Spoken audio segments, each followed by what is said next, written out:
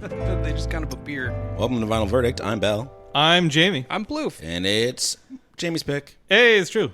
What is it? It's geez. Okay, you put me on the spot here. We're listening to David Bowie's "The Rise and Fall of Ziggy." Oh no, that was last week. This is a long title. You got to get it off the top of your head. Don't look at your notes. Don't look at don't look at your notes. What's it called? We're listening to the Kinks' "Lola Versus Powerman" and the Moneygoround Part 1, released in 1970. Specifically, the Moneygoround, not the Moneyground. Moneygoround. Yeah, I thought it was Moneyground at first. Moneygoround. No, go round. Like a merry-go-round. Oh. Wow. Yeah. That's the end of the episode, I guess. Yeah, see you next week. We're listening to... All right, tell us about this. How did you find this album? When did you first listen to it? Okay, so I found this album while I was working overnight at work. Which work? That makes sense. At the office. Oh, really? Like This is recent? Because there's some hits on this album. I was aware of the hits, but I hadn't listened to the whole album. Yeah. And one night I was like, you know what? Let's see what the whole album is. Yeah. And I put it on, and I absolutely blasted it in the warehouse because I was the only one there. It was just me and the mice. We work at a chemical testing facility, so there's a lot of mice. Yeah, There's a lot of mice. They get into the chemicals sometimes. We think they're super mice. Plouffe has no hair. Yeah, that's what did it. Because he's testing all the chemicals. Yeah. They pay me more if I test more chemicals. It's true. And I just blasted this, and I was like, "Hell, this is kind of an interesting album. It tells sort of a story. It's sort of a concept album." It is sort of. I was very excited when I heard it was a concept album, and I was like, it sort of tells the story. Let me get into my little preamble, if you will. I wrote a little bit down about this because sometimes I do research because that is my nature. The Kinks were a British invasion group along with the Beatles, the Stones, the Hollies, and countless other groups. Their big breakthrough internationally was the hit All Day and All of the Night, which peaked at number 2 in the UK and number 7 in the US in 1964. After this, the group tried to mount a tour of the US in 1965, but the tour was a disaster. The Kinks repeatedly fought with concert promoters, the Musicians Union, and their own management through a 16-show tour, which only actually played 12 shows. It culminated in the band being banned for 4 years from performing in North America by the American Federation of Musicians. Wow, get wrecked. So because of this ban, it meant that the Kinks were unable to perform in the U.S. or Canada until the end of 1969. Their 1969 U.S. tour was similarly plagued with problems, notably the health of the members and some other stuff. They played basically 0 shows. Wow. Because of this, the band went back to England and attempted to record another album, and if the album wasn't a success, they were just going to stop being a band. Okay. And then this album turned into Lola. The album explores some themes we've covered before on the podcast, notably from Pink Floyd's Wish You Were Here. That album was highly critical of the music industry. Like albums like Welcome to the Machine. Yeah. And stuff like that. Some of the subjects of this album are the publishers, unions, the BBC, the distribution of royalties, the being on the road. Yeah, these guys hated their contract. Yeah. It comes up several times. They're like, I hate paying the publishers. I hate it. Politicians themselves, the wanting to escape the norms of society. Good old ape man. Yeah. I want to be the ape man. And music executives, which is also a big theme of Pink Floyd's albums Wish You Were Here and Animals. Yeah. This album came out way before both of them, though. But there are a lot of albums in the British music industry that talk about how crappy it is. And this is one of them. Anyway, the Kinks are Ray Davies and his brother Dave. John Dalton, he plays bass. Mick Avery, he plays drums. And on this album, John Gosling plays the piano parts. Oh, cool. And that's it. That's all I got. Imagine being named Dave Davies. Yeah, his parents must have hated him. So Dave Davies was their younger brother. Ray Davies is the older brother. So it's sort of like John Fogerty and his brother Tom. So Ray Davies is, of course, the more famous one of the two. because he's the lead singer and the songwriter of most of the songs. But Dave Davies is the guitarist on most of these tracks. I mean, Ray Davies also plays guitar, but the lead guitar is Dave Davies. I think the interesting fact I found about this online was about, I don't know if you maybe saw the same thing, about how this band came to be, because he missed, like his band was playing at a bar, and he missed a performance. Yeah, and then he had to form another band, basically. Wow. Yeah. And the band members that made it to the show played with somebody who was at the bar, and that band turned into the Rolling Stones. No it's way. crazy. Yeah. Seriously? The story I was is like, "There's absolutely no insane. way this is real." And Yeah. I looked at it, I was like, "Holy smokes, that's crazy!" It's sort pretty of wild. It is sort of like how the Beatles originally had a member named Pete Besser. He was the Yeah. drummer before Ringo. Yeah. There's a couple of albums that have come out in maybe the last 10 years called the Other Beatles, and it's about what if Pete Besser never stopped being the drummer. So it takes Pete Besser's drum parts from other songs that he's played on since leaving the Beatles, But then we'd miss out on such good hit songs from Ringo. like Yellow Submarine. Octopus's Garden. Yeah. Come on. But that's a great not, song. That's my only thoughts about this album. I was like, wow, this is so cool. No, I was pretty pleasantly surprised. I think this is kind of like what I imagined a lot of classic rock would be. Sort of. It's kind of like what I imagined, like Every Picture Tells a Story or Exile on Main Street. Like when I just kind of thought like, oh, classic rock. It's just kind of style of music. And I liked it. I don't think the story added anything. But No, the story doesn't really add much to it. It's very loosely a story. So the band It's like every is few songs. I did Yeah. not realize that this was a concept album or a story. I didn't really look it up. Yeah, it's just like I a was guy just joining a listening to band it. and becoming popular. the band is called loosely called the Contenders. The first track is called the Contenders, and they're the Contenders, yeah. band. But the band is just the Kinks, Yeah. and they're complaining about stuff. Cool. But yeah, no, I was also pleasantly surprised. I had never listened to the whole album. I knew that people liked it, in the sense that Tom Petty wrote his album "The Last DJ," and a lot of that took inspiration from the disdain that's featured in this album, the disdain for the music industry. That album came out much later, but it drew inspiration from it. So. And then Weird Al, of course, has covered Lola as a different it's song. so good. Yeah, it's a When great that song, cover. we'll talk about it later. But yeah, I think that one of the things that maybe triggers this classic rock thing is like a lot of the music riffs and concepts are pretty basic. It's just done by professionals. Mm-hmm. It's kind of like how Sweet Child of Mine is just like a basic yeah. It's a practice, yeah. And so it's like the same thing here where I'm like, oh yeah, there's nothing like crazy complicated. But it's or at least tight. it doesn't sound, but just done very, very well. Yeah. I thought the bass lines and a lot of the drumming on this album were very, very good. Yeah. Yeah. I liked a lot of the guitar riffs here and there. Plouffe, what'd you think? So far you've heard from both of us. Yeah, I liked it a fair amount. You know, it's not like the best classic rock album of all time or anything. No. I think that some of the piano feels a little too ragtime every now and then on just a couple songs. But overall, I definitely enjoyed it. And it's got some hits that I've heard before, like Lola, Apeman. Yeah. And that's basically it. But I mean, those are two pretty There's big some- songs. Yeah, sure. Yeah. And then there's a couple other songs that I think could have been singles too, but they weren't released as one. For example, I thought maybe Powerman and Got to Be Free could have been a single. The last two tracks on the album. Yeah. But anyway, I like Rats. Oh yeah, Rats is. I like Rats, and it does not have a lot of plays on Spotify. We'll get to Rats. I was We'll talk kind about of songs all right. later. We'll talk about Rats. We'll talk about Rats. Well, why don't we give it one more listen? Sure. Let's.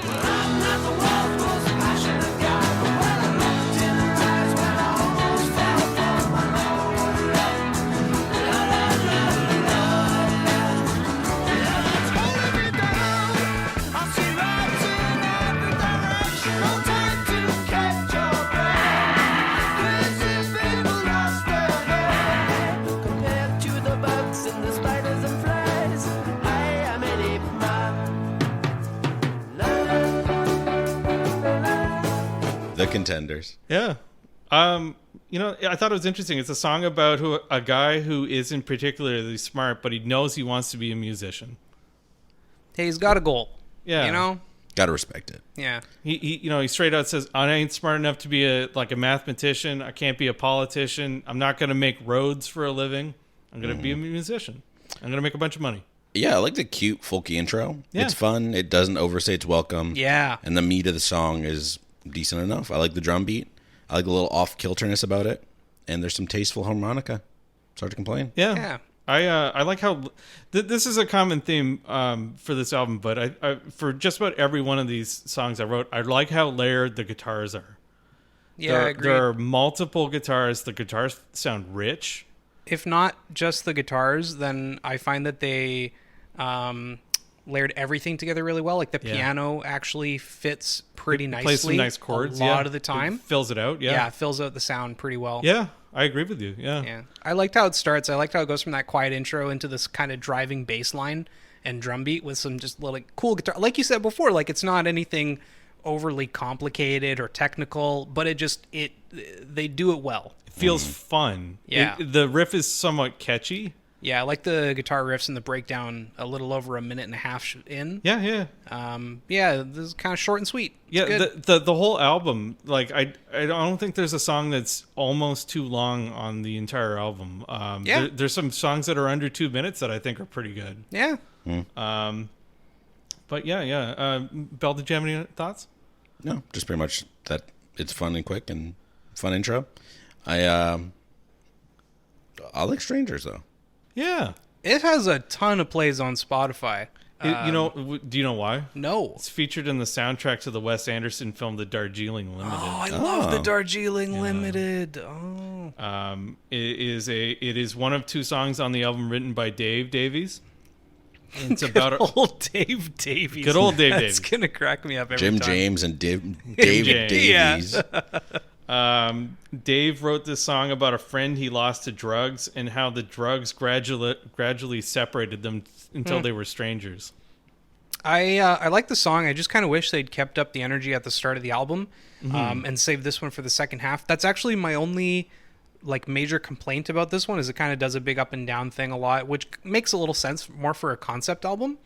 But when I was just listening to it without any knowledge of that, I kept going like, oh, cool, another slow song. Oh, now it picks up. Now it's slow again. Yeah. And that's like my only real issue with it. I wish they reorganized the tracks a bit. But The drum outro on this one, it kind of ends with like a slow drum beat. yeah, It's kind of Yeah. weird. It's like It didn't someone need to be being a fade out. It was a nice touch, but it didn't need to be a fade out. yeah. I like the acoustic and the simple drum beat, especially when the drums play the song out at the end. I just think that it takes too long because it goes for a while and then fades out. Yeah, exactly. Yeah, I like the song. I feel like the vocals are a little bit quiet. And I'm not a huge fan because it's got the Beatles style where the piano is in one ear and the guitar is in another ear. Yeah. And I'm like, this is very odd. I bet you it sounds very strange on spatial audio too. Probably, yeah. Yeah. And the drums play through both, so it's very clear and satisfying, but again, distracts from the already kind of quiet vocals. But I like the short and sweet chorus. It's cute. It's a cute song. Denmark Street. That's a song about finding a music publisher, but the music publisher doesn't really like your music, but he signs you anyway because Yeah, I thought that was funny. he doesn't want to miss out on finding the next Yeah. Beatles. And then it is popular. They're thumping it in the streets. Yeah. I like the lazy singing on this one. And the switch to like old timey Americana music at 107. Yeah, it's like an old timey like cabaret sound. Yeah. Yeah, it's odd, but it's fun.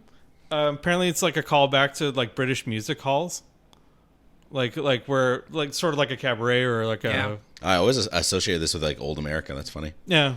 But yeah, I guess everything came from England for over here. Engleland. But it's a fun song. I could see myself listening to this on its own. It's a little goofy, but the only thing I don't want is I don't like the cough at the start. I don't I was even in the notice that. headphones. I It's just didn't- like Yeah, I listened to headphones. I didn't notice the cough. I didn't notice that either, but Maybe it's an Apple I mean, I Music listened thing. to it on the LP. I have it actually on the machine right now. But, Yeah. it has the same sentiment as from Have a Cigar. Yeah, You walk into a music office and they don't know who you are, but hey, which one's Pink? yeah. Which one's the Kinks? oh yeah. Yeah.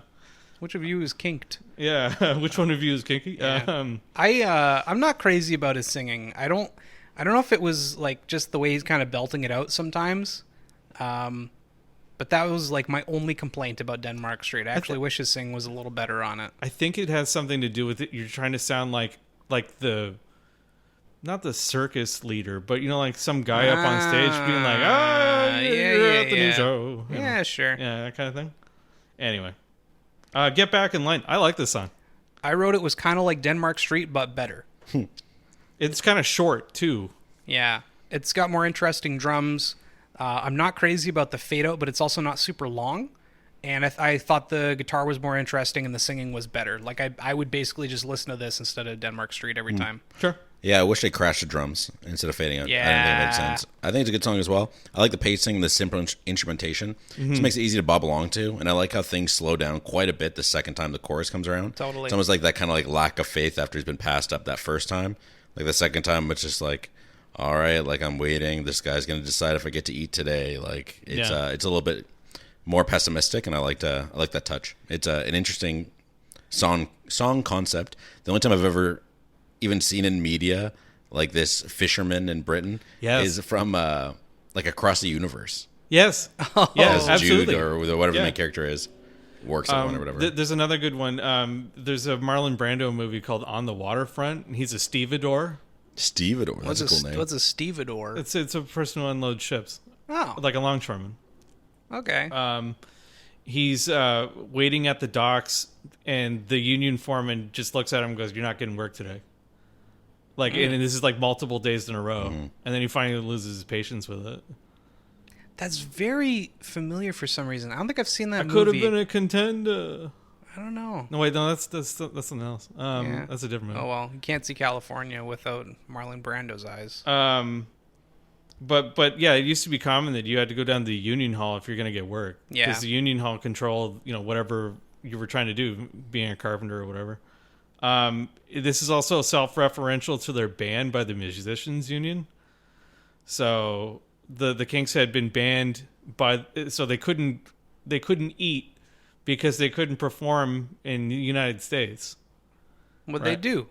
Remember they got banned in 1960? I know, but like, what did they eat? What? You said they couldn't eat. No, they couldn't get work. Yeah. How'd they eat? Go to the food bank? I don't know. No, they were successful in English. Just get a job. I don't know what. Yeah, I don't just know get what a job. They had several. Hey, Well, you please, said they when couldn't- there's somebody on the street here in current times, how do they eat? I don't Like know. obviously things happen, or they get a job, or they find food. Or I genuinely do not know. I know it's sad. You can donate down in the link in the show notes. You sure can. Yeah, I like the multiple layered guitars on this song. I thought the story was sort of interesting, and much like you guys said, I don't think it needed to end it on a fade out. Yeah. Ending on a drum crash would have been interesting too. Yeah.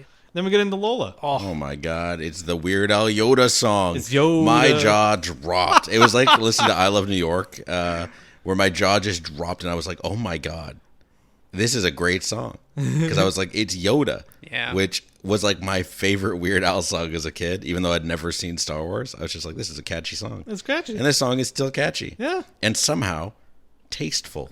It's respectful, isn't it? Yeah. Yes, because it. If you don't know, it's about him falling in love with a trans person. Yeah, and he doesn't care. Does not care. Yeah. And even though some of the depictions seem a little borderline, like how masculine and she is, blah, blah, blah, still stays very tasteful and they fall in love. Yeah. I was like, wow, that's crazy. I kept waiting for it to be awful. You got used to that terrible album we listened to, and the Rolling Stones one. Yeah, there's some bad ones. But Yeah. for, 53 years ago, I was like, this is It's gonna pretty be bad. good. Yeah, the song was very controversial when it came out, as you can probably imagine. Yeah. It was banned in Australia. Sagazis. Crazy Australians. And then they kept asking Ray Davies why, and like, do you have, why did you write this song, and why is Lola a man, and stuff like that. Well, he said it doesn't matter what sex Lola is. I think she's okay. Wow. Yeah, What a Renaissance man. yeah. But so like he didn't straight out. The band has gone on multiple times saying that the song they are sex positive, and the band does not care.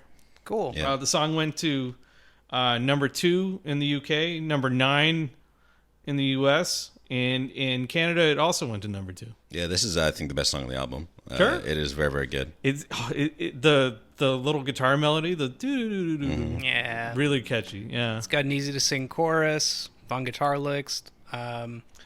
There's multiple guitars on this album. 4 Yeah. guitars play on this particular track. It's Wow. really interesting. I think my only problem is it just drags on a little too long at the end because it gets a little repetitive and then they fade out. I just wish it was like 1 bar shorter or like a big crash at the end or something. I don't know. Maybe. Yeah, it definitely says Lola a lot at the end. I don't know if I necessarily mind, but I can't understand. It's not the worst, and I still really like the song. I just wish it was just 1 bar shorter. It's got a chorus you can sing along to. Yeah, totally. Yeah. Lola, Yeah, I like when he spells stuff too. Yeah. Coca-Cola and Okay, that's another thing. Yeah, so that one that got banned. The song had to Or be changed. re-recorded for the What? BBC because they had a ban on using commercial things. Yeah, it's like advertising. Yeah, So yeah, it changed to Cherry Cola? He changed it to Cherry Cola. Yeah. that's crazy. So if some original pressings have one or the other version on it. It'll say in brackets whether it's Coca-Cola or Cherry Cola version. Yeah, you better get the original Coca-Cola. Yeah. Wait, yeah. which is yours? Do you have cherry or Coca? I have Coca-Cola CO on both. LA Yeah, I own Cola. 2 copies of the Zone. We'll talk about that later. Yeah, I highly recommend checking out the Yoda version by Weird Al. Great. Specifically, the one with Jodie DiPiazza live, because she's 13 years old, and it's like a chorus of people who are have disabilities or different abilities. Sure. And she plays piano and sings with him. Kills it. It's such a banger live Oh, rendition. cool. One of my Dang. favorite live song performances. He played it live when I saw him at So Art good. Park. Oh man, I'm so In jealous. Lewiston, New York. I'd love to see Weird Al live. That'd be good. I saw him when I was like 8. But Yeah? yeah. Hell This yeah. is maybe like 5 years ago. Yeah. It's a great show. Top of the Pops. I don't like the intro. Oh, the intro is actually how the Top of the Pops program begins. Yes, I'm aware of that. I feel like it's too much like, yes, our song is Top of the Pops. We are saying that it is. And so they do the Top of the Pops intro. They got the guy from the BBC to do it. That is cool. Yeah. Props for that, and not just like ripping it off of the radio or something. And Well, this then is like where it gets putting back in. into being about the story again. Yeah. Well, So, like, again, it's like, well- Lola is the guy from the beginning of the song falling in love with the trans woman. Yeah, but it's also kind of just a song about a guy falling in. Like, it doesn't feel Yeah. like it's actually cohesive. Yeah, you're right. It's not. Yeah. But this one, it kind of gets back to it. I'm not a fan of the verses in the song, but I do really like the instrumental break just after the minute mark where the guitars and drums slowly ramp up and get louder Yeah. and louder for like a minute. Yeah, Yeah, I Before really, getting back into the song. That I interlude, really like that. Yeah. The interlude is to the tune of "Land of 1,000 Dances," which was made popular by Wilson Pickett. The no, no, no, no, no. Oh yeah, yeah, Oh, yeah, No, no, no, yeah. yeah.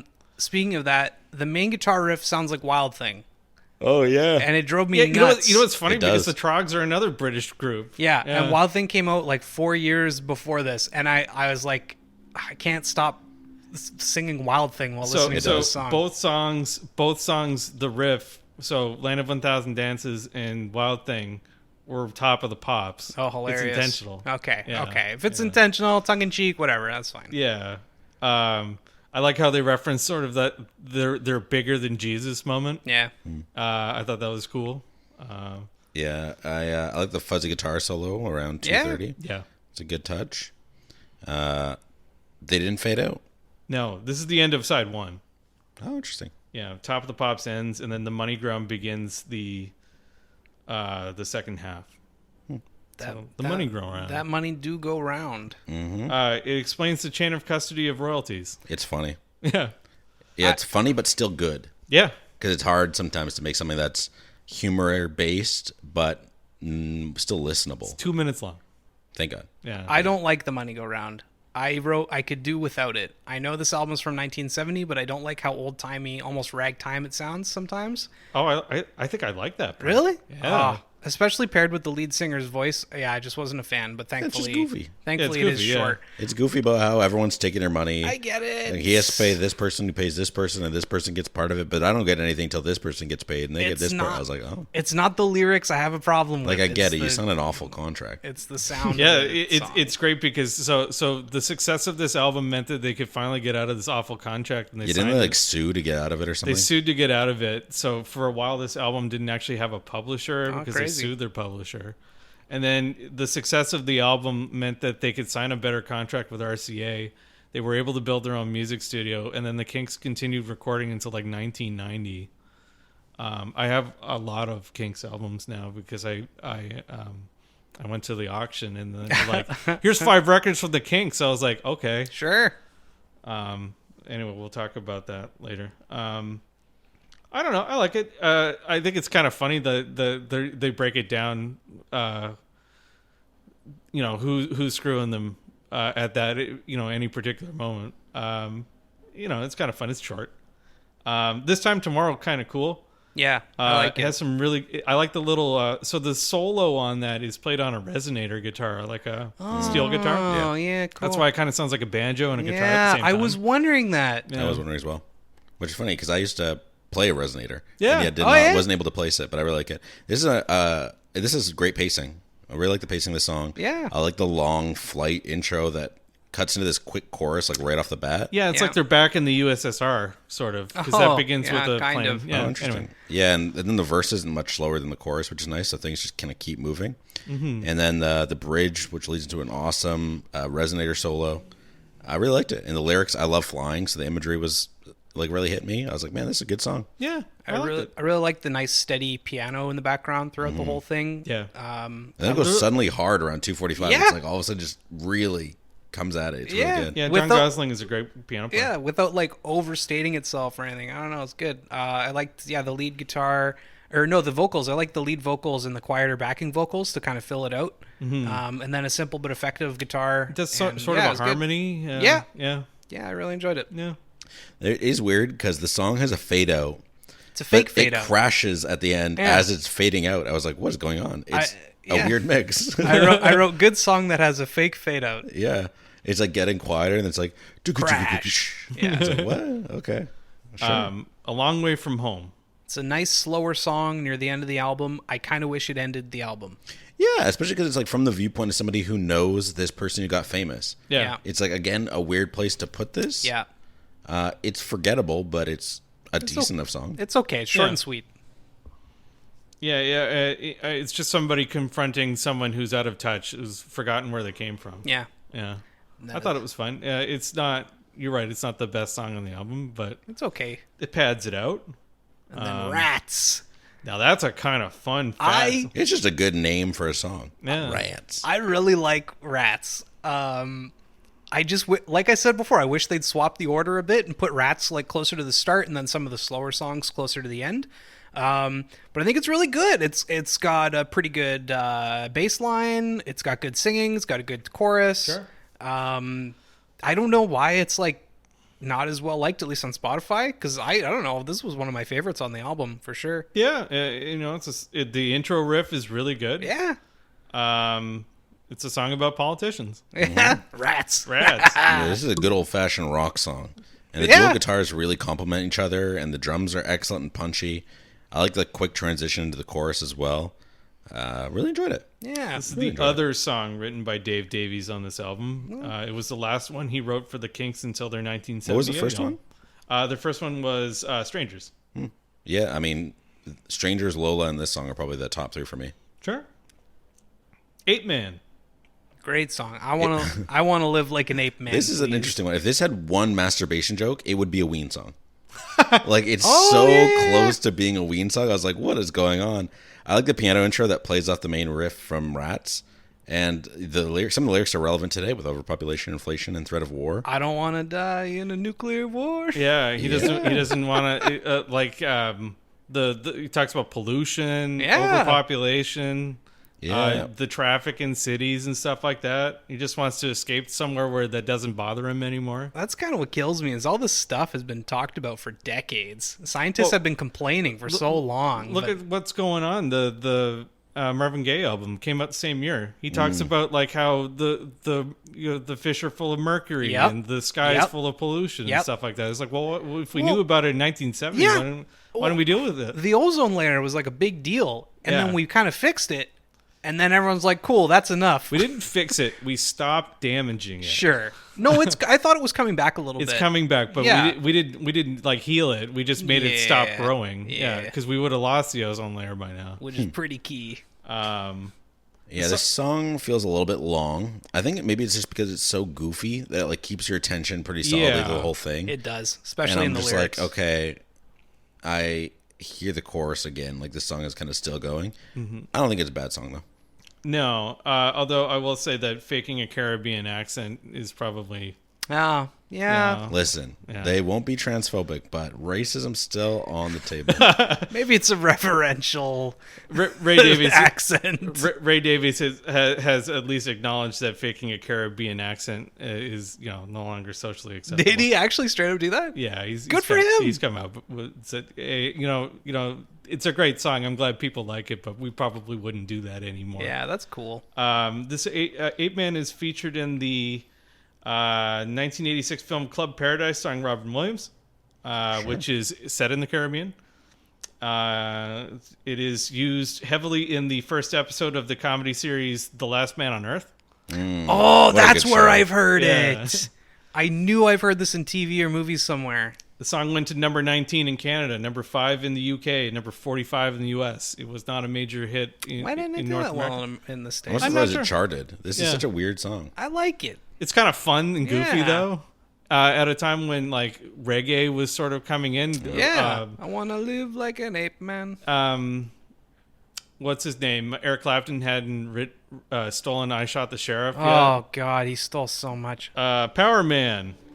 This is my favorite song in the whole album. Oh, yeah? It's okay. I'm not as crazy about it as I am Lola or Apeman or Rats. I kind of wish, but I did like it. My only wish was, again, I wish they front-loaded the album with the last 3 songs, like Apeman, Powerman, Rats, Gotta Be Free, instead of putting it all at the end. I guess so. It's a decent enough song. I always find it kind of ironic when wealthy artists have songs about the rich. Like, these guys weren't. I don't know if they were technically wealthy. Yeah, they weren't wealthy at this point. I don't know, man. But I always find it weird. And I like the little dig about how that share royalties again. Yeah. Like, you can't talk about the rich and then complain about not having... I don't know. It's always just weird to me. Yeah. But they just, they pull Taylor Swift. Re-record your albums. You could have figured that out in the 70s. Yeah. Yeah, I guess. I'm not sure how publishing works in the UK because copyright law differs from country to country, right? I like the message, though. Eat the rich. Yeah, basically. Yeah, it's about how there's a powerful man that's controlling their whole lives. Yep. I always thought the riff was kind of good. Like it kind of feels heavy over the top of the song, and it kind of, I don't know, not driving. Like a driving like a beat on the riff. It's kind of cool. Other than that, I understand why it wasn't a single. I think really the reason that there weren't more singles from this album was because they didn't have a publisher. Sure, and their last couple tours weren't all that successple. Yeah, and anyway, this album was enough to reinvigorate the band. They put out a series of very good albums after this. I own a couple of them. But anyway, Got to Be Free, last song on the whole album. I've got to be free. That's a different song. No, it's I Want to Break Free. I know. I'm kidding. Thank you, Freddie. It was beautiful, too. It kind of begins like the first song. Yeah. I don't want this album to end like this. Like, I don't know. It's a rock album. I want to end with a rock song. Yeah. I just kind of was like, okay, I guess the album's over now. Well, it ends like, well, the song is like 3 minutes long. It kind of ends like it's a rock song. I thought it was another pretty cool song that I wish they'd put earlier. Yeah. That was my only issue. Again, the ordering on this one kind of bugged me sometimes. But I like it. I think it's a good song. I guess the idea of the song is that he's finally gotten free from his bad contract or whatever. I get it. Yeah. I thought the way the piano and the bass play along with each other is kind of cool on it. I don't know. I didn't really have any other thoughts on it. It's a pretty good song. I enjoyed it. Yeah, it's solid. Fun. Yeah. Fun enough. Yeah.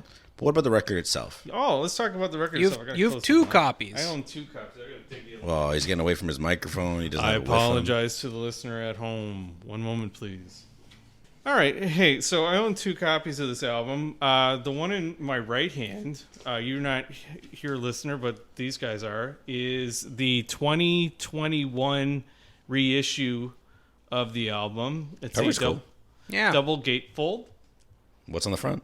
You get, I assume this is Lola on the one side and Powerman on the other, or it's both the Davies brothers. I don't know. Crazy. Charles Manson. Who knows? And then on the back, you get a Vitruvian Man, but it's not. It's Ray Davies' face. That's cool. And he's inside of a spirograph Yeah. because it's the 70s. I love spirographs. They look so neat. Yeah, they're pretty cool. And the front's got a spirograph on it, too. And it's got the handwritten label, Lola Versus Powerman and the Moneygoround Part 1. There was never a Part 2. I was This album wondering. was a lie. I was wondering so about sad. that. Yeah. The inside has all the lyrics and another Vitruvian Man. Very nice. Yeah, I like it's just the back again. It's like interesting. You didn't have anything else to add to this. And then the Hey, inside, the lyrics are there. the inside is a nice It's just book. the same thing again. The cover Yeah, of this it's book the is the front cover. again. There's a nice booklet explaining the like pictures of the Ooh. band and explaining the Color photos. Yeah. Well, this is a 2021 re-release at least. it It's a explains, color. it explains the the climate at the time they were making it, and It was 30 degrees. Yeah, it was warm. Like was what hot it was that like day. recording the album and stuff like that. It's kind of Sweaty.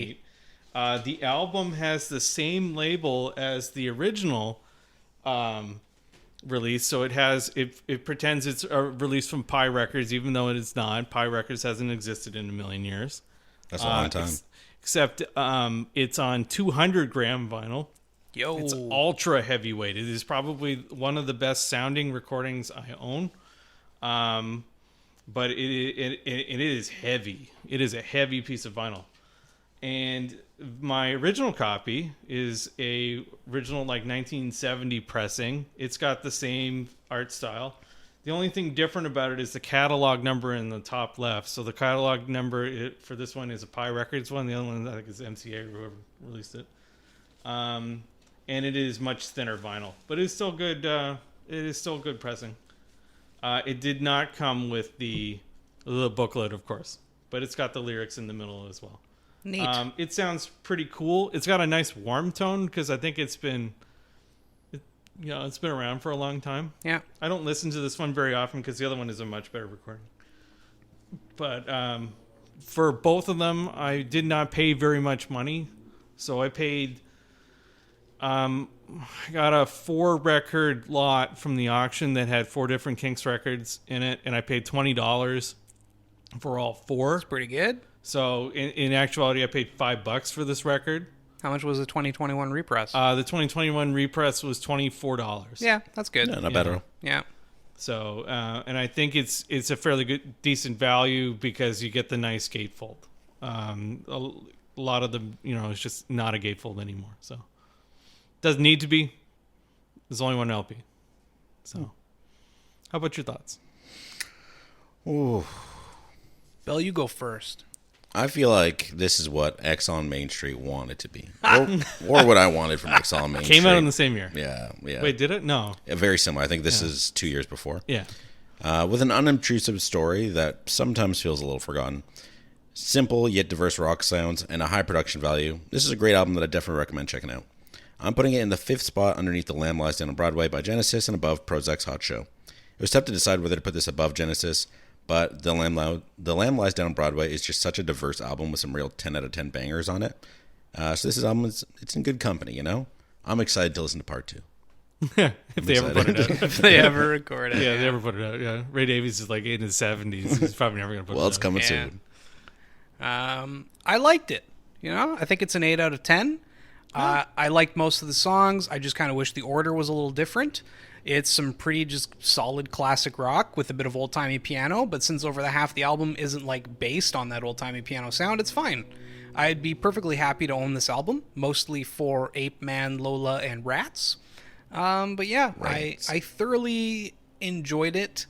And if I was to list favorite classic rock albums, it would probably make that list. Interesting.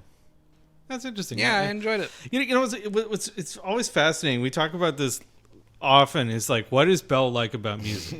Yeah. And we don't know. We still don't know. It baffles me because I fully expected Bell to come in and be like, album sounds old.